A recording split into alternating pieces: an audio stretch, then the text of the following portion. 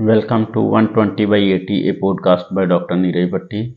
In this podcast, we put forward the issues related to health, fitness, and how to minimize the most common diseases and metabolic disorders.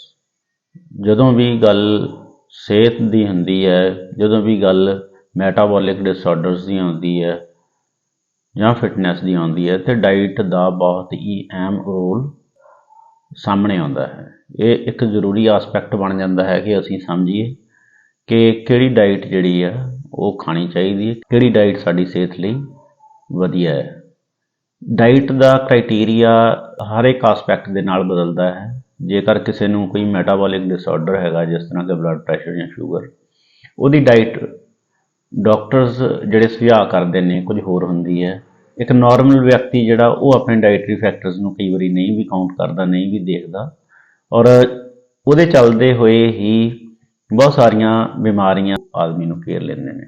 ਕਿਉਂਕਿ ਇਹ podcast ਦੇ ਵਿੱਚ ਅਸੀਂ ਸਿਹਤ ਦੇ ਨਾਲ, ਡਾਈਟ ਦੇ ਨਾਲ, ਐਕਸਰਸਾਈਜ਼ ਦੇ ਨਾਲ, ਮਸਲ ਬਿਲਡਿੰਗ ਦੇ ਨਾਲ, ਮੈਡੀਟੇਸ਼ਨ ਦੇ ਨਾਲ ਸੰਬੋਧਿਤ ਹੈਗੇ ਆ। ਇਸ ਕਰਕੇ ਸਾਰੇ ਵਿਸ਼ਿਆਂ 'ਤੇ ਬਹੁਤ ਹੀ ਡਿਟੇਲਡ ਗੱਲਬਾਤ ਹੋਏਗੀ। ਕਈ ਵਾਰ ਬਹੁਤ ਛੋਟੇ ਵੀਡੀਓਜ਼ ਮੈਂ ਪਾਉਂਦਾ ਆ। ਉਹ ਵੀਡੀਓਜ਼ ਕਈ ਵਾਰ ਸਿਰਫ ਇੰਟਰੋਡਕਸ਼ਨ ਹੁੰਦੀ ਆ ਜਾਂ ਇੱਕ ਓਰੀਐਂਟੇਸ਼ਨ ਕ੍ਰੀਏਟ ਹੋ ਜਾਂਦੀ ਹੈ ਕਿ ਇਹ ਕਿਸ ਤਰ੍ਹਾਂ ਦਾ ਪੋਡਕਾਸਟ ਆ, ਇਹਦੇ ਵਿੱਚ ਗੱਲਬਾਤ ਕਿਸ ਤਰ੍ਹਾਂ ਦੀ ਹੋਏਗੀ। ਸੋ ਜਦੋਂ ਗੱਲ ਡਾਈਟ ਦੀ ਆਉਂਦੀ ਹੈ ਤੇ ਹਰ ਇੱਕ ਖੇਤਰ ਦੀ ਡਾਈਟ ਜਿਹੜੀ ਆ ਉਹ ਅਲੱਗ-ਅਲੱਗ ਆ। ਤੇ ਆਦਮੀ ਦੀ ਨੇਚਰ ਸ਼ੁਰੂ ਤੋਂ ਇੱਕ ਬ੍ਰਿਤੀ ਵਾਂਡਰਰ ਦੀ ਹੈਗੀ ਆ। ਉਹ ਇੱਕ ਥਾਂ ਤੋਂ ਦੂਸਰੇ ਥਾਂ, ਇਹ ਮੈਂ ਪੁਰਾਣੇ ਜ਼ਮਾਨੇ ਦੇ ਪਿਛੋਕੜ ਦੀ ਗੱਲ ਕਰ ਰਿਹਾ, ਜਦੋਂ ਕਿ ਆਦਮੀ ਵਿਕਸਿਤ ਹੋ ਰਿਹਾ ਸੀ, ਜਦੋਂ ਕਿ ਸਮਾਜ ਵਿਕਸਿਤ ਹੋ ਰਿਹਾ ਸੀ, ਜਦੋਂ ਕਿ ਦੇਸ਼ ਨਹੀਂ ਬਣੇ ਸਨ, ਜਦੋਂ ਸਿਰਫ ਆਦਮੀ ਜੰਗਲਾਂ ਦੇ ਵਿੱਚ ਰਹਿੰਦਾ ਸੀ। ਉਸ ਵੇਲੇ ਜਿਹੜੀ ਨੇਚਰ ਸੀ, ਜਿਹੜੀ ਇੱਕ ਸਮਾਜ ਦੀ ਜਿਹੜੀ ਇੱਕ ਵਿਜ਼ੂਅਲਾਈਜੇਸ਼ਨ ਆ, ਉਹ ਇਸ ਤਰ੍ਹਾਂ ਕੀਤੀ ਜਾ ਸਕਦੀ ਕਿ ਇੱਕ ਗਰੁੱਪ ਹੁੰਦਾ ਸੀ ਜਿਹਨੂੰ ਕਿ ਅਸੀਂ ਇੱਕ ਟਰਾਈਬ ਕਹਿ ਸਕਦੇ ਹਾਂ, ਇੱਕ ਕਬੀਲਾ ਕਹਿ ਸਕਦੇ ਹਾਂ। ਉਸ ਕਬੀਲੇ ਦੇ ਲੋਕ ਇਕੱਠੇ ਹੋ ਕੇ ਖਾਣੇ ਦੀ, ਭੋਜਨ ਦੀ ਤਲਾਸ਼ ਦੇ ਵਿੱਚ ਸ਼ਿਕਾਰ ਖੇਡ ਕੇ ਆਪਣਾ ਭੋਜਨ ਇਕੱਤਰ ਕਰਦੇ ਸਨ ਤੇ ਉਹ ਜਿਹੜਾ ਭੋਜਨ ਆ ਇਕੱਠੇ ਹੋ ਕੇ ਉਸ ਕਬੀਲੇ ਦੇ ਲੋਕ ਗ੍ਰਹਿਣ ਕਰਦੇ ਸਨ, ਖਾਂਦੇ ਸਨ। ਸੋ ਇਸ ਤਰ੍ਹਾਂ ਇਹ ਡਾਈਟ ਜਿਹੜੀ ਆ ਉਹ ਇੱਕ ਸਾਂਝੇ ਤਰੀਕੇ ਦੇ ਨਾਲ ਕੰਜ਼ਿਊਮ ਕੀਤੀ ਜਾਂਦੀ ਸੀ। ਜੇ ਹੁਣ ਵੀ ਅਸੀਂ ਦੇਖੀਏ ਕਿ ਜਿਹੜੇ ਸਮਾਜ ਦੇ ਵਿੱਚ ਬਦਲਾਅ ਆਉਂਦੇ ਗਏ, ਜਿਸ ਤਰ੍ਹਾਂ ਦਾ ਪੌਣ ਪਾਣੀ ਸੀ ਉਸ ਤਰ੍ਹਾਂ ਦੇ ਖੁਰਾਕਾਂ ਬਣਦੀਆਂ ਗਈਆਂ। ਜੇ ਕੋਈ ਨਹਿਰ ਦੇ ਕਿਨਾਰਿਆਂ 'ਤੇ ਜਿਹੜੇ ਜ਼ਿਆਦਾ ਵਸੇ ਹੋਏ ਕਬੀਲੇ ਸਨ, ਉਹ ਜਿਸ ਤਰ੍ਹਾਂ ਰੇਗਿਸਤਾਨ ਵਾਲੇ ਇਲਾਕੇ ਨੇ, ਉੱਥੇ ਮੀਟ ਦੀ ਕੰਜ਼ੰਪਸ਼ਨ, ਸ਼ਿਕਾਰ ਦੀ ਕੰਜ਼ੰਪਸ਼ਨ ਜ਼ਿਆਦਾ ਵੱਧ ਗਈ। ਔਰ ਇਸੇ ਤਰ੍ਹਾਂ ਜਿਹੜੇ ਬਰਫੀਲੇ ਇਲਾਕੇ ਨੇ, ਜਿੱਥੇ ਕਿ ਫਸਲਾਂ ਨਹੀਂ ਹੋ ਸਕਦੀਆਂ, ਔਰ ਜਿਹੜੇ ਕਿ ਫਸਲਾਂ ਹੋ ਸਕਦੀਆਂ, ਉੱਥੋਂ ਦੇ ਲੋਕ ਜਿਹੜੇ ਆ ਉਹ ਅਨਾਜ ਖਾਣ ਲੱਗ ਪਏ। ਹੌਲੀ ਹੌਲੀ ਵਿਕਾਸ ਹੁੰਦਾ ਗਿਆ, ਲੋਕਾਂ ਦਾ ਮਿਲ ਵਰਤਣ ਵੱਧ ਗਿਆ ਔਰ ਕਬੀਲਿਆਂ ਦੇ ਵਿੱਚ ਇੰਟਰੈਕਸ਼ਨਸ ਵੱਧ ਗਈਆਂ। ਲੋਕਾਂ ਨੂੰ ਸਮਝ ਆ ਗਈ ਕਿ ਜੇ ਅਸੀਂ ਕਬੀਲੇ ਇੱਕ ਦੂਸਰੇ ਨਾਲ ਰਲ ਮਿਲ ਕੇ ਚੱਲਣਗੇ ਤਾਂ ਉਹਨਾਂ ਨੂੰ ਜ਼ਿਆਦਾ ਬੈਨੀਫਿਟ ਹੈਗੇ ਆ। ਇਸ ਦੇ ਉਲਟ ਕਈ ਵਾਰ ਜੰਗ ਵੀ ਹੋਈ, ਕਬੀਲਿਆਂ ਦੇ ਵਿੱਚ ਵੀ ਜੰਗ ਹੋਈ ਤੇ ਫਿਰ ਦੇਸ਼ ਵਿਕਸਿਤ ਹੋ ਗਏ। ਦੇਸ਼ ਜਾਂ ਕਹਿ ਲਓ ਕਿ ਇੱਕ ਪਾਰਟੀਕੂਲਰ ਡਾਇਨੈਸਟੀਜ਼ ਵਿਕਸਿਤ ਹੋ ਗਈਆਂ। ਮਤਲਬ ਇਹ ਹਿਸਟਰੀ ਆ ਕਿ ਖਾਣਾ ਆਦਮੀ ਦੇ ਨਾਲ ਕਿਸ ਤਰ੍ਹਾਂ ਜੁੜਿਆ ਹੋਇਆ ਹੈ ਔਰ ਕਿਉਂ ਕਲਚਰਲ ਡਿਫਰੈਂਸਿਸ ਆ। ਕੁਝ ਏਰੀਏ ਦੇ ਲੋਕ ਜਿਹੜੇ ਆ ਉਹ ਕੁਝ ਉਹਨਾਂ ਦੀਆਂ ਖਾਣ ਪੀਣ ਦੀਆਂ ਆਦਤਾਂ ਅਲੱਗ ਨੇ ਤੇ ਕੁਝ ਹੋਰ ਜਿਹੜੇ ਖੇਤਰ ਦੇ ਨਾਲ ਸੰਬੰਧ ਰੱਖਦੇ ਨੇ ਉਹਨਾਂ ਦੀਆਂ ਖਾਣ ਪੀਣ ਦੀਆਂ ਆਦਤਾਂ ਅਲੱਗ ਨੇ। ਇਹ ਆਦਤਾਂ ਜਿਹੜੀਆਂ ਅਸੀਂ ਨਾ ਸਿਰਫ ਦੇਸ਼ਾਂ ਦੇ ਵਿੱਚ, ਇਹ ਸਿਰਫ ਅਸੀਂ ਲੋਕਲ ਏਰੀਆ 'ਚ ਵੀ ਨਜ਼ਰ ਮਾਰੀਏ ਤਾਂ ਸਾਨੂੰ ਕਾਫੀ ਸਾਰੇ ਫਰਕ ਮਿਲ ਜਾਣਗੇ। ਅਸੀਂ ਕਈ ਵਾਰ ਦੂਸਰੇ ਦੇ ਖਾਣੇ ਦੇ ਕਲਚਰ ਨੂੰ ਲੈ ਕੇ ਮਜ਼ਾਕੀਆ ਰੁਖ ਵੀ ਅਪਣਾਉਂਦੇ ਹਾਂ ਕਿ ਉਹ ਫਲਾਣੇ ਦੇਸ਼ ਦੇ ਲੋਕ ਇਸ ਤਰ੍ਹਾਂ ਦੀਆਂ ਵਸਤਾਂ ਵੀ ਖਾ ਲੈਂਦੇ ਨੇ, ਔਰ ਸਾਡੇ ਦੇ ਪ੍ਰਤੀ ਵੀ ਬਹੁਤ ਦੇਸ਼ਾਂ ਦੇ ਲੋਕ ਜਾਂ ਬਹੁਤ ਹੋਰ ਏਰੀਆਜ਼ ਦੇ ਲੋਕ ਜਿਹੜੇ ਆ ਉਹ ਇਹ ਕਹਿ ਸਕਦੇ ਨੇ ਕਿ ਵੀ ਇਹ ਜਿਹੜੀ ਚੀਜ਼ ਕੰਜ਼ਿਊਮ ਕਰਦੇ ਨੇ ਇਹ ਖਰਾਬ ਆ ਜਾਂ ਇਹਦੀ ਕੋਈ ਪੌਸ਼ਟਿਕ ਤੱਤ ਨਹੀਂ ਹੈਗੇ ਜਾਂ ਇਹ ਬਹੁਤ ਮਤਲਬ ਨਾ ਖਾਣਯੋਗ ਹੈ। ਸੋ ਇਸ ਤਰ੍ਹਾਂ ਦੀ ਕੋਈ ਗੱਲ ਨਹੀਂ ਕਿ ਅਸੀਂ ਕਿਸੇ ਵੀ ਦੇਸ਼ ਜਾਂ ਕਮਿਊਨਿਟੀ ਦੇ ਜਾਂ ਕਿਸੇ ਪਾਰਟੀਕੂਲਰ ਏਰੀਆ ਦੇ ਲੋਕਾਂ ਨੂੰ ਇਹ ਕਹਿ ਸਕੀਏ ਕਿ ਇਹਨਾਂ ਦਾ ਭੋਜਨ ਜਿਹੜਾ ਉਹ ਵਧੀਆ ਨਹੀਂ ਹੈ। ਜੇ ਤੁਸੀਂ ਮੇਰੀ ਗੱਲ ਮੰਨੋ ਤਾਂ ਉਹ ਇਹ ਹੈ ਕਿ ਸਾਡਾ ਭੋਜਨ ਅੱਜ ਦੀ ਡੇਟ ਵਿੱਚ ਸਭ ਤੋਂ ਮਾੜਾ ਹੋ ਚੁੱਕਿਆ ਹੈ। ਅੱਜ ਦੀ ਡੇਟ ਦੇ ਵਿੱਚ ਕਿ ਇਹ ਜਿਹੜੀ ਸੈਂਚਰੀ ਆਨਗੋਇੰਗ ਹੈਗੀ ਹੈ, ਇਹ ਵੀ ਕੁਝ ਦਹਾਕਿਆਂ ਤੋਂ, ਜਿੱਦਾਂ ਕਿ 70-75 ਤੋਂ ਬਾਅਦ ਚੋਂ ਖਾਣੇ ਦਾ ਰੂਪ ਜਿਹੜਾ ਬਦਲਦਾ ਗਿਆ ਔਰ ਬਦਲ ਕੇ ਉਹ ਇੰਨਾ ਖਰਾਬ ਹੋ ਗਿਆ ਕਿ ਜਦੋਂ ਉਹਦੇ ਇੰਡਸਟਰੀਅਲਾਈਜੇਸ਼ਨ ਹੋ ਗਈ ਖਾਣੇ ਦੀ ਤੇ ਉਹ ਜਿੰਨੇ ਵੀ ਪੌਸ਼ਟਿਕ ਤੱਤ ਸੀਗੇ ਉਹ ਖਾਣੇ ਦੇ ਵਿੱਚੋਂ ਖਤਮ ਹੁੰਦੇ ਗਏ ਔਰ ਉਹਦੀ ਪੈਦਾਵਾਰ ਤੇ ਧਿਆਨ ਦਿੱਤਾ ਗਿਆ ਔਰ ਪੈਦਾਵਾਰ ਦੇ ਨਾਲ ਨਾਲ ਉਸ ਚੀਜ਼ ਦੇ ਉੱਤੇ ਫੋਕਸ ਹੋ ਗਿਆ ਕਿ ਕਿਸ ਤਰ੍ਹਾਂ ਪ੍ਰੋਡਕਸ਼ਨ ਵਧੇ ਔਰ ਉਹਨਾਂ ਦਾ ਐਕਸਪੋਰਟ ਕਰੀਏ ਔਰ ਇੱਕ ਸਾਡੇ ਇੰਡਸਟਰੀ ਦਾ ਇੱਕ ਹਿੱਸਾ ਬਣ ਜਾਣ, ਇੱਕ ਇਨਕਮ ਦਾ ਸੋਰਸ ਬਣ ਜਾਣ ਇਹ ਖਾਣੇ ਪੀਣੇ ਦੀਆਂ ਵਸਤਾਂ। ਔਰ ਉਸ ਤੋਂ ਬਾਅਦ 'ਚੋਂ ਇੰਡਸਟਰੀਲਾਈਜੇਸ਼ਨ ਤੋਂ ਬਾਅਦ 'ਚੋਂ ਫਲੇਵਰਸ ਦਾ ਜ਼ਮਾਨਾ ਆ ਗਿਆ, ਆਰਟੀਫਿਸ਼ਲ ਕਲਰਸ ਦਾ ਜ਼ਮਾਨਾ ਆ ਗਿਆ। ਇਸ ਦੇ ਚੱਲਦੇ ਹੋਏ ਭੋਜਨ ਦੇ ਜਿਹੜੇ ਆਰਟੀਫਿਸ਼ਲ ਫਲੇਵਰਸ ਨੇ, ਜਿਸ ਤਰ੍ਹਾਂ ਕਿ ਫਲੇਵਰ ਐਨਹਾਂਸਿੰਗ ਕੈਮੀਕਲਸ ਕਹਿ ਲਓ ਜਾਂ ਪ੍ਰਜ਼ਰਵੇਟਿਵਸ ਕਹਿ ਲਓ, ਜਾਂ ਖਾਣਾ ਖਰਾਬ ਨਾ ਹੋਏ, ਉਹਦੀ ਸ਼ੈਲਫ ਲਾਈਫ ਵਧੇ ਤਾਂ ਕਿ ਕਾਫੀ ਦੇਰ ਤੱਕ ਕੰਜ਼ਿਊਮ ਕੀਤਾ ਜਾਏ, ਇਸ ਤਰ੍ਹਾਂ ਦੀਆਂ ਚੀਜ਼ਾਂ 'ਤੇ ਫੂਡ ਇੰਡਸਟਰੀ ਦਾ ਫੋਕਸ ਹੋ ਗਿਆ। ਔਰ ਕਿਸ ਤਰ੍ਹਾਂ ਐਗਰੀਕਲਚਰ ਇੰਡਸਟਰੀ ਦਾ ਫੋਕਸ ਹੋ ਗਿਆ, ਕਿਸ ਤਰ੍ਹਾਂ ਕਿ ਜੇ ਕੋਈ ਚੀਜ਼ ਦਾ ਸਾਈਜ਼ ਹੈ ਉਹ ਕਿਸ ਤਰ੍ਹਾਂ ਇਨਕਰੀਜ਼ ਕਰਤਾ ਜਾਏ ਜਾਂ ਉਹਨੂੰ ਜੈਨੇਟਿਕਲੀ ਮੋਡੀਫਾਈ ਕੀਤਾ ਜਾਏ। ਸੋ ਇਹ ਚੇਂਜਸ ਆਈਆਂ ਨੇ ਤੇ ਜਿਹੜੀ ਖਾਣੇ ਦੀ ਰੂਪ ਰੇਖਾ ਆ ਉਹ ਕਾਫੀ ਬਦਲ ਗਈ ਜਦੋਂ ਆਦਮੀ ਇੱਕ ਵਾਂਡਰਰ ਸੀਗਾ, ਇੱਕ ਖਾਣੇ ਦੀ ਤਲਾਸ਼ ਦੇ ਵਿੱਚ ਜਾਂਦਾ ਸੀ ਤੇ ਜਿਹੜਾ ਭੋਜਨ ਉਹ ਉਪਲਬਧ ਸੀ ਉਸ ਵੇਲੇ ਉਹਦੇ ਵਿੱਚ ਵੀ ਕੋਈ ਕੈਮੀਕਲ ਕਹਿ ਲਓ, ਕੋਈ ਪੈਸਟੀਸਾਈਡ ਕਹਿ ਲਓ, ਇਸ ਤਰ੍ਹਾਂ ਦੀਆਂ ਚੀਜ਼ਾਂ ਨਹੀਂ ਸਨ ਹੁੰਦੀਆਂ। ਪਰ ਅੱਜ ਦੀ ਡੇਟ ਦੇ ਵਿੱਚ ਇਹ ਸਾਰੀਆਂ ਚੀਜ਼ਾਂ ਮੌਜੂਦ ਨੇ ਔਰ ਅਸੀਂ ਰੋਜ਼ ਕੰਜ਼ਿਊਮ ਕਰਦੇ ਨੇ ਔਰ ਇਹ ਬਹੁਤ ਵੱਡਾ ਚਿੰਤਾ ਦਾ ਵਿਸ਼ਾ ਬਣ ਚੁੱਕਿਆ ਹੈ। ਇਹ ਇੱਕ ਖਾਣੇ ਦੀ ਬਰੀਫ ਹਿਸਟਰੀ ਮੈਂ ਸ਼ੇਅਰ ਕੀਤੀ ਹੈ ਕਿ ਖਾਣਾ ਕਿਸ ਤਰ੍ਹਾਂ ਵਿਕਸਿਤ ਹੁੰਦਾ ਗਿਆ, ਖਾਣੇ ਦੇ ਵਿੱਚ ਕਿਸ ਤਰ੍ਹਾਂ ਦੀਆਂ ਚੇਂਜਸ ਆਈਆਂ ਔਰ ਆਦਮੀ ਦਾ ਖਾਣੇ ਦੇ ਪ੍ਰਤੀ ਨਜ਼ਰੀਆ ਡੇਲੀ ਗੈਦਰ ਕਰਕੇ ਇੱਕ ਰੋਜ਼ਮਰਾ ਦੀ ਇੱਕ ਰੈਗੂਲਰ ਲਾਈਫ ਕੰਜ਼ਿਊਮ ਕਰਨ ਤੋਂ ਉਹ ਖਾਣੇ ਨੂੰ ਦੂਸਰੇ ਬੰਦਿਆਂ ਦੇ ਲਈ ਪਕਾਉਣਾ ਸ਼ੁਰੂ ਕਰ ਦਿੱਤਾ ਤੇ ਉਹ ਇੱਕ ਹਿੱਸਾ ਬਣ ਗਿਆ ਇੰਡਸਟਰੀ ਦਾ, ਫੂਡ ਇੰਡਸਟਰੀ ਦਾ ਹਿੱਸਾ ਬਣ ਗਿਆ, ਐਗਰੀਕਲਚਰ ਇੰਡਸਟਰੀ ਦਾ ਹਿੱਸਾ ਬਣ ਗਿਆ, ਉਹ ਇੱਕ ਵਪਾਰ ਦਾ ਹਿੱਸਾ ਬਣ ਗਿਆ। ਔਰ ਜਦੋਂ ਗੱਲ ਵਪਾਰ ਦੀ ਆਉਂਦੀ ਹੈ ਤੇ ਗੱਲ ਪੈਸੇ ਦੀ ਆਉਂਦੀ ਹੈ ਤੇ ਕਾਫੀ ਹੱਦ ਤੱਕ ਐਕਸਪਲੋਇਟੇਸ਼ਨ ਖਾਣ ਪੀਣ ਦੀਆਂ ਵਸਤਾਂ ਦੀ ਹੋਣ ਦੀ ਕਾਫੀ ਸੰਭਾਵਨਾ ਹੁੰਦੀ ਹੈ। ਅਸੀਂ ਇਹਨਾਂ ਤੋਂ ਬਚ ਤਾਂ ਨਹੀਂ ਸਕਦੇ। ਅਸੀਂ ਘਰ ਦੇ ਵਿੱਚ ਅੱਜ ਅੰਬ ਨਹੀਂ ਉਗਾ ਸਕਦੇ, ਇਹ ਪੋਸੀਬਲ ਨਹੀਂ। ਸਾਡਾ ਸਮਾਜ ਇਸ ਤਰ੍ਹਾਂ ਦਾ ਬਣ ਚੁੱਕਿਆ, ਸਾਡੀਆਂ ਰਹਿਣ ਸਹਿਣ ਇਸ ਤਰ੍ਹਾਂ ਦਾ ਕਿ ਇੱਕ ਬੰਦਾ ਅੰਬ ਨਹੀਂ, ਉਹਨੂੰ ਅੰਬ ਬਾਜ਼ਾਰ ਤੋਂ ਹੀ ਖਰੀਦਣੇ ਪੈਣਗੇ। ਜਾਂ ਇੱਕ ਬੰਦਾ ਭਿੰਡੀਆਂ ਨਹੀਂ ਲਾ ਸਕਦਾ, ਘਰ ਦੇ ਵਿੱਚ ਮਿਰਚਾਂ ਨਹੀਂ ਲਾ ਸਕਦਾ ਤਾਂ ਕਿ ਉਹ ਇਹ ਕਨਫਰਮ ਕਰ ਸਕੇ ਕਿ ਇਹ ਪੈਸਟੀਸਾਈਡ ਫ੍ਰੀ ਹੈਗੀਆਂ ਜਾਂ ਜੈਨੇਟਿਕਲੀ ਮੋਡੀਫਾਈਡ ਵਸਤਾਂ ਨੇ। ਇਸ ਤਰ੍ਹਾਂ ਦੀਆਂ ਚੀਜ਼ਾਂ ਪੋਸੀਬਲ ਨਹੀਂ ਕਿ ਘਰ ਦੇ ਵਿੱਚ ਅਦਰਕ, ਲਸਣ, ਪਿਆਜ਼ ਜੋ ਕਿ ਰੈਗੂਲਰ ਰੋਜ਼ ਯੂਜ਼ ਹੋਣਾ ਉਹਨੂੰ ਕੰਜ਼ਿਊਮ ਕੀਤਾ ਜਾਏ, ਉਹਨੂੰ ਘਰ ਦੇ ਵਿੱਚ ਉਗਾਇਆ ਜਾਏ। ਇਹਦੇ ਚੱਲਦੇ ਹੋਏ ਸਾਡੇ ਕੋਲ ਆਪਸ਼ਨ ਇਹ ਰਹਿ ਜਾਂਦੀਆਂ ਨੇ ਕਿ ਅਸੀਂ ਉਹਨਾਂ ਦੇ ਵਿੱਚੋਂ ਹੀ ਕੁਝ ਕੇਅਰਫੁਲੀ ਚੂਜ਼ ਕਰੀਏ ਖਾਣੇ। ਤੇ ਦੂਸਰੀ ਗੱਲ ਇਹ ਹੋ ਗਿਆ ਖਾਣੇ ਦੀ ਹਿਸਟਰੀ ਕਿ ਇੰਡਸਟਰੀਅਲਾਈਜ਼ ਹੋ ਗਿਆ ਸਾਡਾ ਭੋਜਨ, ਜਿਹੜਾ ਸਾਡੀ ਟੇਬਲ ਤੇ ਸਾਡੀ ਪਲੇਟ ਦੇ ਵਿੱਚ ਪਿਆ ਹੁੰਦਾ ਹੈ। ਤੇ ਇਹਦੇ ਨਾਲ ਨਾਲ ਗੱਲ ਜਦੋਂ ਡਾਈਟ ਦੀ ਹੁੰਦੀ ਹੈ ਉਸ ਤੋਂ ਬਾਅਦ ਚੋਂ ਨਾਲ ਗੱਲ ਸਿਹਤ ਦੇ ਸੰਬੰਧ ਦੇ ਵਿੱਚ ਹੁੰਦੀ ਹੈ ਤੇ ਨਾਲ ਐਕਸਰਸਾਈਜ਼ ਦੀ ਵੀ ਹੁੰਦੀ ਹੈ। ਐਕਸਰਸਾਈਜ਼ ਕਿਹੜੀ ਕਰਨੀ ਹੈ ਤੇ ਕੀ ਕਰਨੀ ਹੈ, ਐਕਸਰਸਾਈਜ਼ ਨੂੰ ਲੈ ਕੇ ਇੱਕ 18 ਸਾਲ ਦਾ ਵਿਅਕਤੀ ਦੇ ਅਲੱਗ ਦ੍ਰਿਸ਼ਟੀਕੋਣ ਆ ਕਿ ਮੈਂ ਕੀ ਕਰਨਾ, ਮੈਂ ਬੋਡੀ ਗਰੋਥ ਕਰਨੀ ਆ, ਮੈਂ ਸਪੋਰਟਸ ਦੇ ਵਿੱਚ ਕੰਪੀਟ ਕਰਨਾ ਆ, ਜਾਂ ਕਿ ਮੈਂ ਸਿਰਫ ਆਪਣੀ ਸਿਹਤ ਨੂੰ ਠੀਕ ਰੱਖਣਾ ਤਾਂ ਕਿ ਮੇਰਾ ਫੋਕਸ ਵੱਧ ਸਕੇ। ਹੋ ਸਕਦਾ ਉਹ ਬੱਚਾ ਪੜ੍ਹਨੇ ਵਾਲਾ ਹੋਏ 18 ਸਾਲ ਦਾ ਜਿਹੜਾ, ਤੇ ਉਹ ਸਿਰਫ ਆਪਣੀ ਫਿਜ਼ੀਕ ਨੂੰ ਥੋੜ੍ਹਾ ਠੀਕ ਰੱਖਣ ਲਈ ਕਿ ਮੈਨੂੰ ਫਿਊਚਰ ਦੇ ਵਿੱਚ ਕੋਈ ਬਿਮਾਰੀ ਨਾ ਹੋ, ਸਿਰਫ ਉਹਦਾ ਕੰਸਰਨ ਓਨਾ ਆ। ਜੀ ਉਹਨਾਂ ਕੰਸਰਨ ਆ ਤਾਂ ਉਹਨੂੰ ਕਿਹੜੀ ਐਕਸਰਸਾਈਜ਼ ਜਿਹੜੀ ਹੈ ਬੈਸਟ ਆ। ਫਿਰ ਉਸ ਤੋਂ ਬਾਅਦ 'ਚੋਂ ਆ ਜਾਂਦੇ ਆ 30 ਸਾਲ ਦੇ ਵਿਅਕਤੀ ਦੇ, ਜਾਂ 30 ਜਾਂ 35 ਸਾਲ ਦੀ ਏਜ ਗਰੁੱਪ ਦੇ ਬੰਦੇ ਜਿਹੜੇ ਕੰਪੀਟ ਨਹੀਂ ਕਰ ਰਹੇ ਕਿਸੇ ਗੇਮ ਦੇ ਵਿੱਚ, ਤੇ ਉਹਨਾਂ ਦੀ ਇੱਕ ਸਾਇੰਸ ਆ ਜਾਂਦੀ ਹੈ ਕਿ ਉਹਨਾਂ ਨੂੰ ਕੀ ਚੀਜ਼ ਹੈ। 30 ਸਾਲ ਦੀ ਏਜ ਤੱਕ ਆਉਂਦੇ ਅੱਜ ਕੱਲ੍ਹ ਕਾਫੀ ਬਿਮਾਰੀਆਂ ਦਾ ਸ਼ਿਕਾਰ ਬਹੁਤ ਲੋਕ ਹੋ ਰਹੇ ਨੇ, ਖਾਸ ਕਰਕੇ ਬਲੱਡ ਪ੍ਰੈਸ਼ਰ ਅਤੇ ਸ਼ੂਗਰ। ਇਸ ਤੋਂ ਇਲਾਵਾ ਵੀ ਕੁਝ ਬਿਮਾਰੀਆਂ ਹੋ ਸਕਦੀਆਂ ਨੇ ਪਰ ਇਹ ਮੋਸਟ ਕਾਮਨ ਚੀਜ਼ਾਂ ਹੈ, ਅਸੀਂ ਉਹਨਾਂ ਦੇ ਸੰਬੰਧ ਦੇ ਵਿੱਚ ਹੀ ਅਜੇ ਤੱਕ ਗੱਲ ਕਰਾਂਗੇ। ਤੇ 40-45 ਸਾਲ ਦੀ ਏਜ ਜਾਂ 50-60 ਸਾਲ ਦੀ ਏਜ ਦੇ ਵਿੱਚ ਜਾ ਕੇ ਬਿਮਾਰੀਆਂ ਤੇ ਐਕਸਰਸਾਈਜ਼ ਕਰਨ ਦਾ ਤਰੀਕਾ, ਕਿਹੜੀ ਐਕਸਰਸਾਈਜ਼ ਕਰਨੀ ਚਾਹੀਦੀ ਹੈ, ਇਹਦੇ ਸੰਬੰਧ ਦੇ ਵਿੱਚ ਸਾਡੇ ਨਜ਼ਰੀਏ ਬਦਲਦੇ ਆ ਰਹੇ ਨੇ।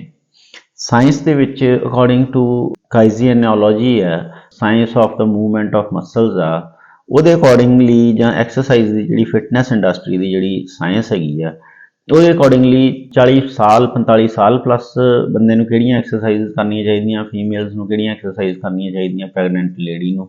ਇਸ ਤਰ੍ਹਾਂ ਇਹਦੀ ਵੀ ਫੀਲਡ ਦੀ ਕਾਫੀ ਡਾਇਵਰਸ਼ਨ ਹੋ ਚੁੱਕੀ ਹੈ। ਮੈਂ ਇਹ ਸਮਝ ਸਕਦਾ ਹਾਂ ਕਿ ਪਿੱਛੇ ਜਿੰਨਾ ਵੀ ਕੁਛ ਬੋਲਿਆ ਥੋੜ੍ਹਾ ਜਿਹਾ ਸੱਚੀਆਂ ਗੱਲਾਂ ਸਨ, ਥੋੜ੍ਹੀਆਂ ਜਿਹੀਆਂ ਬੋਰ ਗੱਲਾਂ ਸਨ, ਪਰ ਇਹ ਸਮਝਣੀਆਂ ਜ਼ਰੂਰੀ ਆ ਜਦੋਂ ਕਿ ਅਸੀਂ ਸਾਡਾ ਪ੍ਰੈਜ਼ੈਂਟ ਸਿਨੈਰੀਓ ਜਿਹੜਾ ਅਸੀਂ ਉੱਥੋਂ ਫਰਦਰ ਅੱਗੇ ਕਿਸ ਤਰ੍ਹਾਂ ਕੰਮ ਕਰਨਾ ਹੈ। ਇਸ ਵੇਲੇ ਛੋਕੜ ਕੀ ਹੋਇਆ ਕੀ ਨਹੀਂ, ਉਹਦੀ ਇੰਪੋਰਟੈਂਸ ਇਹ ਹੈ ਕਿ ਤਾਂ ਕਿ ਅਸੀਂ ਥੋੜ੍ਹਾ ਜਿਹਾ ਸਾਡੇ ਲਈ ਸੌਖਾ ਹੋ ਜਾਂਦਾ ਕਿ ਅਸੀਂ ਕੀ ਕਰ ਸਕਦੇ ਹਾਂ, ਕਿ ਜੇ ਅਸੀਂ ਪੁਰਾਣੇ ਲਾਈਫ ਸਟਾਈਲ ਦੇ ਨਾਲ ਮਿਲਦੀਆਂ ਜੁਲਦੀਆਂ ਗੱਲਾਂ ਉਹਨਾਂ ਨੂੰ ਮਿਮਿਕ ਕਰੀਏ ਤੇ ਡੈਫੀਨੇਟਲੀ ਸਾਡਾ ਸਿਹਤ ਜਿਹੜੀ ਆ ਉਹ ਇੰਪਰੂਵ ਕਰੇਗੀ। ਯਾਨੀ ਕਿ ਜੇ ਅਸੀਂ ਇੱਕ ਸ਼ਿਕਾਰ ਖੇਡਣ ਦੀ ਇੱਕ ਵਿਵਸਥਾ ਨੂੰ ਦੇਖਿਆ ਜਾਏ ਤਾਂ ਉਹਦੇ ਵਿੱਚ ਪੈਦਲ ਚੱਲ ਕੇ ਬਹੁਤ ਟਰੈਵਲ ਕਰਦਾ ਸੀਗਾ ਕੋਈ ਵੀ ਵਿਅਕਤੀ ਜਾਂ ਇੱਕ ਟਰਾਈਬ ਜਿਹੜੀ ਸੀ। ਉਸ ਤੋਂ ਬਾਅਦ ਚੋਂ ਜਦੋਂ ਐਕਟੀਵਿਟੀ ਕਰਨੇ ਦਾ ਟਾਈਮ ਹੁੰਦਾ ਸੀਗਾ ਤੇ ਉਹ ਇੱਕਦਮ ਸਪ੍ਰਿੰਟ ਲਾਉਂਦੇ ਸੀ, ਜਿਹਨੂੰ ਹਾਈ ਇੰਟੈਂਸਿਟੀ ਇੰਟਰਵਲ ਟ੍ਰੇਨਿੰਗ ਕਹਿੰਦੇ ਆ, HIIT ਕਹਿੰਦੇ ਆ। ਇਹਦਾ ਮਤਲਬ ਲੌਂਗ ਵਾਕਸ ਜਿਹੜੀਆਂ, ਜਿਹੜਾ ਕਿ ਹੁਣ ਦੀ ਸਾਇੰਸ ਦੇ ਮੁਤਾਬਕ ਤੁਸੀਂ ਐਕਸਰਸਾਈਜ਼ ਕੋਈ ਵੀ ਕਰੋ, ਫਿਜ਼ੀਕਲ ਐਕਟੀਵਿਟੀ ਕੋਈ ਵੀ ਕਰੋ ਜਿਹਦੇ ਨਾਲ ਤੁਹਾਡੀ ਧੜਕਣ ਜਿਹੜੀ ਆ ਉਹ ਤੇਜ਼ ਹੋਵੇ ਜਾਂ ਸਾਹ ਚੜ੍ਹੇ, ਕੋਈ ਵੀ ਐਕਸਰਸਾਈਜ਼ ਇਸ ਤਰ੍ਹਾਂ ਦੀ ਕੋਈ ਵੀ ਕਰੋ ਤੇ ਉਹ ਹਮੇਸ਼ਾ ਸਿਹਤ ਲਈ ਚੰਗੀ ਹੈ। ਪਰ ਜੇ ਅਸੀਂ ਉਹਨਾਂ ਦੇ ਵਿੱਚੋਂ ਵੀ ਪਿੰਨ ਪੁਆਇੰਟ ਕਰਨਾ ਹੋਵੇ ਕਿ ਕੀ ਕਰਨਾ ਚਾਹੀਦਾ ਇੱਕ ਵਿਅਕਤੀ ਨੂੰ 45 ਸਾਲ ਦੇ ਨੂੰ ਜਾਂ 40 ਸਾਲ ਦੇ ਨੂੰ ਜਾਂ 30 ਸਾਲ ਦੇ ਨੂੰ, ਜਾਂ ਸਿਰਫ ਸਿਹਤ ਦੇ ਪੁਆਇੰਟ ਆਫ ਵਿਊ ਨਾਲ, ਨਾ ਕੋਈ ਸਪੋਰਟਸ ਦੇ ਵਿੱਚ ਕੰਪੀਟ ਕਰਨ ਦੇ ਪੁਆਇੰਟ ਆਫ ਵਿਊ ਨਾਲ, ਕਿ ਇੱਕ ਲੌਂਗ ਵਾਕ ਹੋਵੇ ਕਿ ਜਿਹੜੀ ਕਿ 5 7 10 20 ਕਿਲੋਮੀਟਰ ਦੀ ਹੋਵੇ ਪੈਦਲ ਚੱਲਣਾ, ਉਸ ਤੋਂ ਬਾਅਦ ਚੋਂ ਨਾਲ ਸਪ੍ਰਿੰਟ ਜਾਂ ਵਿੱਚ ਸਪ੍ਰਿੰਟ। ਇਹ ਇੱਕ ਸਭ ਤੋਂ ਵਧੀਆ ਇੱਕ ਐਕਸਰਸਾਈਜ਼ ਜਿਹੜੀ ਆ ਇੱਕ ਏਜਡ ਗਰੁੱਪ ਦੇ ਲਈ ਬਹੁਤ ਅੱਛੀ ਇਹ ਚੀਜ਼ ਹੈਗੀ ਆ। ਤੇ ਖਾਣੇ ਵੀ ਜਿਸ ਤਰ੍ਹਾਂ ਅਸੀਂ ਗੱਲ ਕਰਦੇ ਹਾਂ ਕਿ ਜਿਹੜਾ ਸਾਡੇ ਕੋਲ ਆਪਸ਼ਨਸ ਆ ਉਹਨਾਂ ਦੇ ਵਿੱਚੋਂ ਅਸੀਂ ਕੀ ਕਰਨਾ, ਕਿਉਂਕਿ ਖਾਣੇ ਦੀ ਸਾਇੰਸ ਵੀ ਬਹੁਤ ਵਿਕਸਿਤ ਹੋਈ। ਅਸੀਂ ਦੇਖਿਆ ਕਿ 3 ਤਰ੍ਹਾਂ ਦੇ ਮੈਕਰੋਨਿਊਟ੍ਰੀਐਂਟ ਹੁੰਦੇ ਨੇ, ਫੈਟਸ ਹੁੰਦੇ ਨੇ, ਕਾਰਬੋਹਾਈਡਰੇਟਸ ਹੁੰਦੇ ਨੇ, ਪ੍ਰੋਟੀਨਸ ਹੁੰਦੇ ਨੇ। ਉਸ ਤੋਂ ਬਾਅਦ ਚੋਂ ਫਿਰ ਹੋਰ ਮਿਨਰਲਸ, ਵਾਈਟਾਮਿਨਸ ਤੇ ਫਰਦਰ ਹੋਰ ਵੀ ਬੜੇ ਤੱਤ ਹੁੰਦੇ ਨੇ, ਜਿਸ ਤਰ੍ਹਾਂ ਕਿ ਫਾਈਬਰ ਹੁੰਦਾ ਹੈ, ਉਹਦੀ ਕੀ ਇੰਪੋਰਟੈਂਸ ਆ। ਉਹ ਸਾਇੰਸ ਜਿਹੜੀ ਹੈ ਇਹ ਬਹੁਤ ਵਿਕਸਿਤ ਹੋ ਗਈ ਤੇ ਅਸੀਂ ਹੁਣ ਸਾਡੇ ਕੋਲ ਫਿਰ ਚੁਆਇਸ ਹੈਗੀ ਆ ਕਿ ਅਸੀਂ ਚੰਗੀ ਸਿਹਤ ਚੁਣੀਏ ਜਾਂ ਕਿ ਅਸੀਂ ਫਿਰ ਜੋ ਸਾਨੂੰ ਰੈਗੂਲਰ ਘਰ ਦੇ ਵਿੱਚ ਖਾਣਾ ਬਣਦਾ ਅਸੀਂ ਉਹਦੇ ਨਾਲ ਹੀ ਸਟਿਕ ਕਰਦੇ ਰਹੀਏ, ਜਾਂ ਕਿ ਅਸੀਂ ਕੋਈ ਚੇਂਜਸ ਕਰ ਲਈਏ। ਜੇ ਅਸੀਂ ਅੱਜ ਦੀ ਡੇਟ 'ਚ ਕੁਝ ਚੇਂਜਸ ਕਰਦੇ ਹਾਂ ਡੈਫੀਨੇਟਲੀ ਉਹਨਾਂ ਦਾ ਫਾਇਦਾ ਹੋਏਗਾ। ਜੇ ਅਸੀਂ ਕੁਝ ਫਿਜ਼ੀਕਲ ਐਕਟੀਵਿਟੀ ਜਿਹੜੀ ਹੈ ਉਹ ਕਰਦੇ ਹਾਂ, ਔਰ ਕਿਹੜੀ ਕਰਨੀ ਚਾਹੀਦੀ ਹੈ ਇਹ ਵੀ ਬਹੁਤ ਇੰਪੋਰਟੈਂਟ ਹੈ। ਕਈ ਵਾਰ ਅਸੀਂ ਫਿਜ਼ੀਕਲ ਐਕਟੀਵਿਟੀ ਕਰਦੇ ਹਾਂ, ਅਸੀਂ ਬਹੁਤ ਜ਼ਿਆਦਾ ਐਕਟੀਵਿਟੀ ਕਰਦੇ ਹਾਂ, ਬਟ ਇੱਕ ਟਰਮ ਹੁੰਦੀ ਆ ਸਮਾਰਟ ਵਰਕ। ਹਾਰਡ ਵਰਕ ਵੀ ਬਹੁਤ ਵਧੀਆ ਚੀਜ਼ ਆ, ਬਟ ਸਮਾਰਟ ਵਰਕ ਵੀ ਬਹੁਤ ਵਧੀਆ ਚੀਜ਼ ਹੈ। ਸਮਾਰਟ ਵਰਕ ਜਿਹੜਾ ਆ, ਜੇ ਤੁਸੀਂ ਹਾਰਡ ਵਰਕ ਦੇ ਨਾਲ ਦੋਨੇ ਚੀਜ਼ਾਂ ਦੇ ਨਾਲ ਕੰਪਾਈਲ ਕਰੋਗੇ ਤਾਂ ਤੁਹਾਡੀ ਐਫੀਸ਼ੀਐਂਸੀ ਵਧੇਗੀ, ਤੁਹਾਡੇ ਰਿਜ਼ਲਟਸ ਵਧਣਗੇ ਜੋ ਤੁਸੀਂ ਅਚੀਵ ਕਰਨਾ ਚਾਹੁੰਦੇ ਹੋ। ਮੰਨ ਲਓ ਕਿ ਤੁਸੀਂ ਆਪਣਾ ਪੇਟ ਦਾ ਫੈਟ ਘਟਾਉਣਾ ਚਾਹੁੰਦੇ ਹੋ, ਫਿਰ ਉਸ ਕੰਟੈਕਸਟ ਦੇ ਵਿੱਚ ਕਿਹੜੀ ਡਾਈਟਰੀ ਫੈਕਟਰਸ ਜਿਹੜੇ ਆ ਤੁਹਾਨੂੰ ਇਨਕੋਰਪੋਰੇਟ ਕਰਨੇ ਚਾਹੀਦੇ, ਕਿਸ ਤਰ੍ਹਾਂ ਦੀ ਐਕਸਰਸਾਈਜ਼ ਕਰਨੀ ਚਾਹੀਦੀ ਹੈ, ਇਹ ਸਾਰੀਆਂ ਚੀਜ਼ਾਂ ਫਿਰ ਤੁਹਾਡੇ ਏਮਸ ਐਂਡ ਆਬਜੈਕਟਿਵਸ ਜਿਹੜੇ ਆ ਉਹਨਾਂ ਦੇ ਨਾਲ ਹੋਣਗੀਆਂ। ਮੰਨ ਲਓ ਕਿ ਇੱਕ ਵਿਅਕਤੀ ਜਿਹੜਾ ਆ ਉਹਦੀ ਏਜ ਦੇ ਅਕੋਰਡਿੰਗਲੀ ਕਿਹੜੀ ਐਕਸਰਸਾਈਜ਼ ਸਭ ਤੋਂ ਵਧੀਆ ਹੈਗੀ ਹੈ। ਇਸ ਤਰ੍ਹਾਂ ਦੀਆਂ ਚੀਜ਼ਾਂ ਦੇ ਸੰਬੰਧ ਦੇ ਵਿੱਚ ਜਦੋਂ ਅਸੀਂ ਇਸ ਪੋਡਕਾਸਟ ਦੇ ਵਿੱਚ ਡਿਸਕਸ ਕਰਾਂਗੇ, ਐਕਸਪਰਟਸ ਦੇ ਨਾਲ ਡਿਸਕਸ ਕਰਾਂਗੇ, ਤਾਂ ਡੈਫੀਨੇਟਲੀ ਉਹ ਸਾਡੇ ਇੱਕ ਜਨਰਲ ਕਨਸੈਪਟਸ ਨੂੰ ਕਲੀਅਰ ਕਰੇਗਾ, ਸਾਡਾ ਫੰਡਾਮੈਂਟਲਸ ਕਲੀਅਰ ਹੋਣਗੇ ਵੀ ਕੀ ਕਰਨਾ ਚਾਹੀਦਾ। ਉਹਨਾਂ ਨੂੰ ਮੈਂ ਇੱਕ ਪਾਸੇ ਛੱਡ ਦਿੰਦਾ ਜਿਹੜੇ ਕਿ ਲੇਜ਼ੀ ਨੇ, ਜਿਹੜੇ ਕਿ ਉੱਠਦੇ ਹੀ ਨਹੀਂ, ਕਰਨਾ ਹੀ ਨਹੀਂ ਚਾਹੁੰਦੇ ਕੁਝ ਵੀ, ਜਾਂ ਆਪਣੀ ਸਿਹਤ ਵੱਲ ਕੁਝ ਲੋਕ ਕੇਅਰਫੁਲ ਹੋ ਜਾਂਦੇ ਕਿ ਅਸੀਂ ਸਿਹਤ ਬਣਾਉਣੀ, ਅਸੀਂ ਚੰਗਾ ਖਾਣਾ ਖਾਣਾ, ਪਰ ਉਹ ਉਹਨਾਂ ਨੂੰ ਜਿਹੜੀਆਂ ਚੀਜ਼ਾਂ ਦਾ ਪਹਿਲਾਂ ਹੀ ਪਤਾ ਹੁੰਦਾ ਕਿ ਆਹ ਖਾਣੇ ਚੰਗੇ ਆ, ਇਹ ਖਾਣਾ ਚਾਹੀਦਾ, ਉਹ ਖਾਣੇ ਕੰਜ਼ਿਊਮ ਕਰਦੇ ਆ। ਜਿੱਦਾਂ ਕਿ ਮੋਟੇ ਤੌਰ 'ਤੇ ਇਹ ਗੱਲ ਪਤਾ ਹੈ ਕਿ ਖੰਡ ਮਾੜੀ ਹੈ ਜੀ, ਖੰਡ ਨਹੀਂ ਖਾਣੀ ਚਾਹੀਦੀ, ਉਹ ਫਿਰ ਗੁੜ ਖਾਣਾ ਸ਼ੁਰੂ ਕਰ ਦਿੰਦੇ ਆ, ਉਹ ਫਿਰ ਸ਼ਹਿਦ ਖਾਣਾ ਸ਼ੁਰੂ ਕਰ ਦਿੰਦੇ ਆ, ਜਾਂ ਇਸ ਤਰ੍ਹਾਂ। ਮਤਲਬ ਉਹ ਕਿੰਨਾ ਕੁ ਮਾੜਾ ਆ। ਜੇ ਤੁਸੀਂ ਵਾਕਈ ਵੇਟ ਰਿਡਿਊਸ ਕਰਨਾ ਆ, ਜਾਂ ਤੁਸੀਂ ਆਪਣਾ ਸਟੈਮੀਨਾ ਇੰਪਰੂਵ ਕਰਨਾ, ਜਾਂ ਕਾਰਡੀਓਵਾਸਕੂਲਰ ਯਾਨੀ ਕਿ ਹਾਰਟ ਦੀ ਸਿਹਤ ਚੰਗੀ ਕਰਨੀ, ਆਪਣਾ ਬਲੱਡ ਪ੍ਰੈਸ਼ਰ ਨੂੰ ਨਾਰਮਲਾਈਜ਼ ਕਰਨਾ, ਜਾਂ ਕਿ ਸ਼ੂਗਰ ਨੂੰ ਘਟਾਉਣਾ, ਤਦ ਤੁਸੀਂ ਕਿਹੜੀ ਚੀਜ਼ ਖਾਣੀ ਕਿਹੜੀ ਨਹੀਂ। ਕਈ ਵਾਰੀ ਸਾਡੇ ਕਲਚਰਲ ਲਾਇਬਿਲਿਟੀਜ਼ ਹੁੰਦੀਆਂ ਨੇ ਕਿ ਇਹ ਚੀਜ਼ ਬਹੁਤ ਵਧੀਆ ਹੈ, ਬਹੁਤ ਸਿਹਤਮੰਦ ਆ। ਉਹ ਕੀ ਵਾਕਈ ਸਿਹਤਮੰਦ ਆ? ਜਦੋਂ ਅਸੀਂ ਇਹਨਾਂ ਬਰੀਕੀਆਂ 'ਚ ਜਾਵਾਂਗੇ, ਇਹ ਉਹਨਾਂ ਲਈ ਆ ਜਿਹੜੇ ਕੁਝ ਕਰਨਾ ਚਾਹੁੰਦੇ ਨੇ। ਮੈਂ ਦੇਖਿਆ ਬਹੁਤ ਜਣੇ ਬਹੁਤ ਐਫਰਟਸ ਕਰਦੇ ਨੇ, ਕੁਝ ਅੱਜ ਕੱਲ੍ਹ ਲੇਟੈਸਟ ਐਪਸ ਹੈਗੀਆਂ ਨੇ ਉਹ ਡਾਊਨਲੋਡ ਕਰਦੇ ਨੇ, ਕਈ ਵਾਰ ਉਹਨਾਂ 'ਚੋਂ ਵੀ ਬਹੁਤਾ ਇੰਪਰੂਵਮੈਂਟ ਨਹੀਂ ਹੁੰਦੀ। ਜਾਂ ਕਈ ਬੰਦੇ ਕੁਝ ਫੈਟ ਡਾਈਟਸ ਕਰਦੇ ਨੇ। ਫੈਟ ਡਾਈਟਸ ਯਾਨੀ ਅਸੀਂ ਇੱਕ ਡੈਰੋਗੇਟਰੀ ਟਰਮ ਹੈਗੀ ਹੈ, ਡੈਰੋਗੇਟਰੀ ਯਾਨੀ ਕਿ ਮਾੜੀ ਟਰਮ ਆ ਇੱਕ, ਕਿਸ ਤਰ੍ਹਾਂ ਯਕਦਮ ਹੀ ਭਾਰ ਘਟਾ ਲਿਆ ਜਾਏ, ਬੇਸ਼ੱਕ ਉਹਦਾ ਸਾਡੀ ਸਿਹਤ ਨੂੰ ਬਹੁਤ ਜ਼ਿਆਦਾ ਨੁਕਸਾਨ ਵੀ ਹੋ ਸਕਦਾ ਹੋਵੇ। ਅਸੀਂ ਉਹ ਫੈਟ ਡਾਈਟਸ ਦੇ ਸੰਬੰਧ ਦੇ ਵਿੱਚ ਵੀ ਗੱਲ ਕਰਾਂਗੇ ਕਿ ਉਹ ਕਿਉਂ ਨਹੀਂ ਕਰਨੀਆਂ ਚਾਹੀਦੀਆਂ ਔਰ ਕਿਹੜੀਆਂ ਡਾਈਟਸ ਫੈਟ ਡਾਈਟਸ ਹੁੰਦੀਆਂ ਨੇ। ਸੋ ਇਹ ਸਾਰੀਆਂ ਇੱਕ ਬਰੀਫ ਹਿਸਟਰੀ, ਇੱਕ ਸਾਡੇ ਚੈਨਲ ਦਾ, ਇੱਕ ਸਾਡੇ ਪੋਡਕਾਸਟ ਦਾ ਇੱਕ ਓਰੀਐਂਟੇਸ਼ਨ ਬਣਦੀ ਹੈ ਸਰੋਤਿਆਂ ਨੂੰ, ਸੁਣਨੇ ਵਾਲਿਆਂ ਨੂੰ। ਪੋਡਕਾਸਟ ਦਾ ਮਤਲਬ ਵਿਜ਼ੂਅਲਾਈਜੇਸ਼ਨ ਘੱਟ ਤੇ ਸੁਣਨਾ ਜ਼ਿਆਦਾ। ਬੇਸ਼ੱਕ ਤੁਸੀਂ ਇਹ ਗੱਲਾਂ ਬਾਤਾਂ ਜਿਹੜੀਆਂ ਤੁਸੀਂ ਵਿਦਆਊਟ ਇਹਦੇ ਵੀਡੀਓ ਔਨ ਕੀਤੇ ਸਿਰਫ ਤੁਸੀਂ ਸੁਣ ਸਕਦੇ ਆ, ਯਾਨੀ ਕਿ ਇਹ ਗੱਲ ਜੋ ਵੀ ਮੈਂ ਤੁਹਾਡੇ ਨਾਲ ਡਿਸਕਸ ਕਰ ਰਿਹਾ ਜਾਂ ਕਿ ਬੋਲ ਰਿਹਾ ਹਾਂ, ਇਹ ਸੁਣਨੇ ਵਾਲੀਆਂ ਗੱਲਾਂ ਆ। ਪੋਡਕਾਸਟ ਦੇ ਵਿੱਚ ਜਿਹੜਾ ਇੱਕ ਲਿਸਨਿੰਗ ਦੀ ਇੱਕ ਕਨਸੈਪਟ ਹੈਗਾ ਆ। ਕਹਿਣ ਦਾ ਮਤਲਬ ਇਹ ਹੈ ਕਿ ਜਦੋਂ ਕਿ ਇੱਕ ਬੰਦਾ ਉਹ ਚਾਹੁੰਦਾ ਆ ਕਿ ਮੈਂ weight lose ਕਰਾਂ ਤੇ ਉਹਨੂੰ ਪਤਾ ਨਹੀਂ ਲੱਗਦਾ ਕਿ weight ਕਿਸ ਤਰ੍ਹਾਂ lose ਕਰਨਾ, ਜਾਂ ਉਹਨੂੰ ਬਲੱਡ ਪ੍ਰੈਸ਼ਰ ਆ ਤੇ ਉਹ ਕਿਸ ਤਰ੍ਹਾਂ ਪਰਸੂ ਕਰੇ ਕਿ ਬਲੱਡ ਪ੍ਰੈਸ਼ਰ ਨੂੰ ਨਾਰਮਲਾਈਜ਼ ਕਰਨਾ ਔਰ ਵਧੀਆ ਤਰੀਕੇ ਨਾਲ ਕਰਨਾ, ਹੈਲਦੀ ਮੈਥਡ ਨਾਲ ਕਰਨਾ, ਨਾ ਕਿ ਸਡਨਲੀ ਕਰਨਾ ਜਿਹਦਾ ਕਿ ਉਲਟਾ ਹੋਰ ਨੁਕਸਾਨ ਹੋ ਜਾਏ।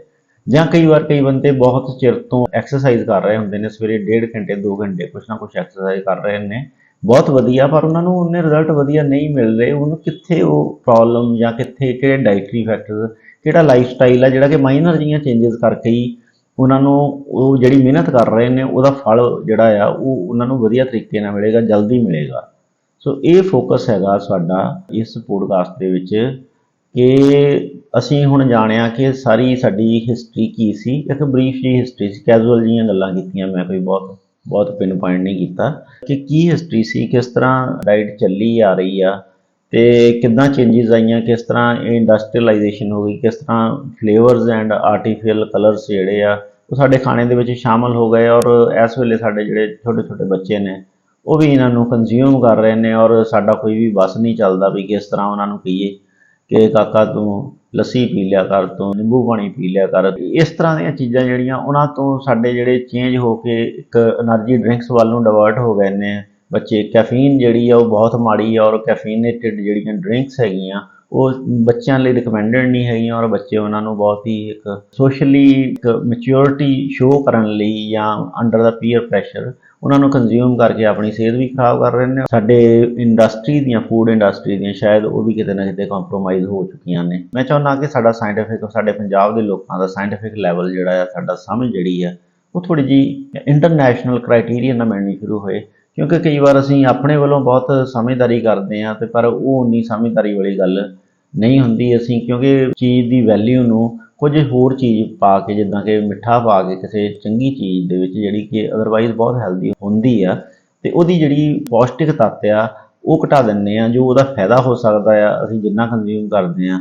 ਇਹ ਸਾਰੀਆਂ ਚੀਜ਼ਾਂ ਹੀ ਵਿੱਚ ਸ਼ਾਮਲ ਹੋਣਗੀਆਂ ਅੱਗੇ ਤੋਂ ਅੱਗੇ। ਐਕਸਰਸਾਈਜ਼ ਦੇ ਸੰਬੰਧ ਦੇ ਵਿੱਚ ਫਿਰ ਮੈਡੀਟੇਸ਼ਨ ਕੀ ਚੀਜ਼ ਆ, ਅੱਜ ਕੱਲ੍ਹ ਹਰ ਜਣਾ ਖਣਾ ਮੈਡੀਟੇਸ਼ਨ ਯੋਗਾ ਕਹਿੰਦਾ ਵੀ ਇਹਦੇ ਬਹੁਤ ਫਾਇਦੇ ਨੇ। ਇਸ ਤਰ੍ਹਾਂ ਵਾਕਈ ਉਹ ਫਾਇਦੇ ਹੈਗੇ ਨੇ ਕਿ ਜਸਟ ਸਾਡਾ ਕਨਸੈਪਟ ਹੈ ਇੱਕ, ਇਹਦੀ ਵੀ ਇੰਡਸਟਰੀ ਬਹੁਤ ਜ਼ਿਆਦਾ ਫੈਲ ਚੁੱਕੀ ਹੈ ਪੂਰੀ ਦੁਨੀਆ ਦੇ ਵਿੱਚ। ਸੋ ਅਸੀਂ ਚਾਹੁੰਦੇ ਹਾਂ ਕਿ ਪੰਜਾਬ ਦੇ ਲੋਕ ਜਿਹੜੇ ਆ, ਪੰਜਾਬੀ ਸੁਣਨੇ ਵਾਲੇ, ਪੜ੍ਹਨੇ ਵਾਲੇ, ਉਹ ਐਟਲੀਸਟ ਇੰਟਰਨੈਸ਼ਨਲ ਫਿਨੋਮੀਨਾ ਜਿਹੜੇ ਆ ਉਹਨਾਂ ਨੂੰ ਸਮਝਣ। ਹਾਲਾਂਕਿ ਨਸ਼ਿਆਂ ਦੀ ਗੱਲ ਮੈਂ ਅਜੇ ਤੱਕ ਨਹੀਂ ਕੀਤੀ ਇਹਦੇ ਵਿੱਚ, ਉਹ ਇੱਕ ਅਲੱਗ ਬਹੁਤ ਹੀ ਵੱਡਾ ਚਿੰਤਾ ਦਾ ਵਿਸ਼ਾ ਬਣ ਚੁੱਕਿਆ ਹੈ ਕਿ ਨਸ਼ਿਆਂ ਦੇ ਵਿੱਚ ਬਹੁਤ ਕੁਛ ਆਉਂਦਾ ਆ। ਚਲੋ ਅਸੀਂ ਇਸ ਪੋਡਕਾਸਟ ਦੇ ਵਿੱਚ ਇੱਥੇ ਤੱਕ ਹੀ ਗੱਲ ਕਰਾਂਗੇ ਕਿਉਂਕਿ ਕਾਫੀ ਜ਼ਿਆਦਾ ਸਮਾਂ ਕੰਜ਼ਿਊਮ ਹੋ ਗਿਆ, ਕਾਫੀ ਜ਼ਿਆਦਾ ਲੰਬਾ ਇਹ ਵਾਰਤਾਲਾਪ ਹੋ ਚੁੱਕੀ ਹੈ। ਧੰਨਵਾਦ ਜੀ।